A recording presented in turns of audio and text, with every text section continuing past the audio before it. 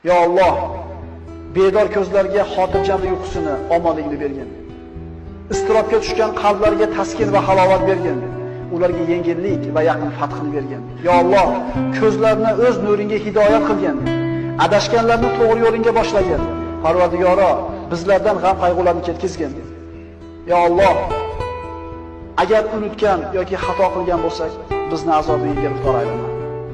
Parvardigoro, bizlarning zimmamizga bizlardan ilgari o'tganlarning bo'yinlariga qo'ygan yukni yuklama. Bizlardan tashvish iztiroblarni ketkizgin. Xavf va xatardan yolg'iz o'zingdan panoh so'raymiz.